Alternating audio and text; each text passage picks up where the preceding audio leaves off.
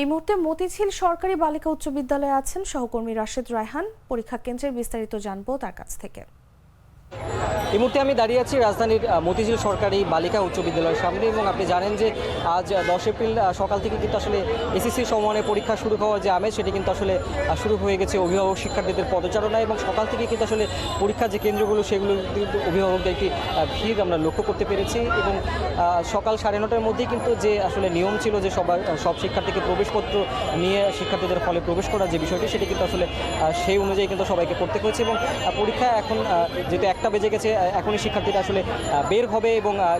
আরও যেটি আসলে জানিয়ে রাখতে চাই এবং সকালে কিন্তু আসলে 11টার দিকে শিক্ষা উপদেষ্টা তিনি কিন্তু আসলে হল পরিদর্শন করে গিয়েছেন এবং আকস্মিকভাবে তিনি বিভিন্ন হল কিন্তু পরিদর্শন করছিলেন এবং তিনি কিন্তু এবার ফলাফলের ব্যাপারে তাকে প্রশ্ন করা হয়েছিল যেহেতু সবসময় রেওয়াজ মেনে 2 মাসের মধ্যে আসলে সবসময় এসএসসি সমমান পরীক্ষার যে ফলাফল সেটি প্রকাশ করা হয় এবং এবারও কিন্তু আসলে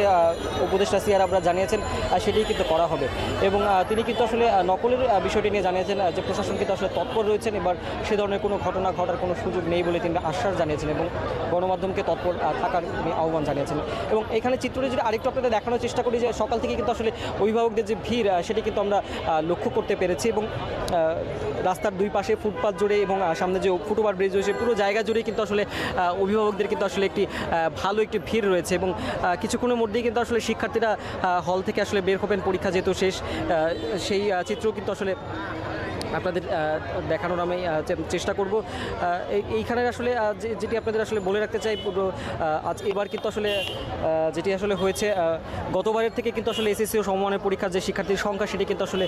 আগের তুলনায় কিছুটা অনেকটা কম বলা চলে এবং এবার কিন্তু আসলে মোট যে 11টি বোর্ড রয়েছে সাধারণ শিক্ষা বোর্ড এবং মাদ্রাসা বোর্ড ও ভোকেশনাল কারিগরি বোর্ড মিলিয়ে মোট 11টি বোর্ডের অধীনে কিন্তু প্রায় 19 লাখের বেশি শিক্ষার্থী কিন্তু এবার পরীক্ষা দিচ্ছেন এবং এবার কিন্তু আসলে হলগুলো যেটি রয়েছে সেটিও কিন্তু আসলে সবগুলোতেই কিন্তু যে নিরাপত্তা ব্যবস্থা সেটি কিন্তু আসলে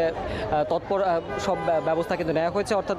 ভিতরে কিন্তু সবাই মোবাইল ফোন নিয়ে প্রবেশ করতে পারবেন না, সচিবের যে কেন্দ্র সচিব থাকবেন তিনি ছাড়া এবং আরও কিন্তু আসলে শিক্ষার্থীদের জন্য 14টি নির্দেশনা দেওয়া হয়েছে এবং সেটি মেনেই কিন্তু আসলে সবাইকে আসলে হলের এখানে আসতে হবে এবং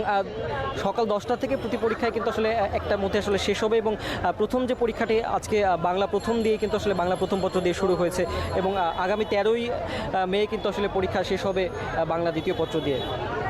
সেই চিত্র কিন্তু আসলে আপনাদের সরাসরি দেখানোর চেষ্টা করছিলাম। এই ছিল আমার বান্ডেল থাকলে প্রতি সেনমানিতে টাকা বাঁচবে। বিকাশ সেনমানি বান্ডেল কিনে জিতুন প্রতি লেনদেনে।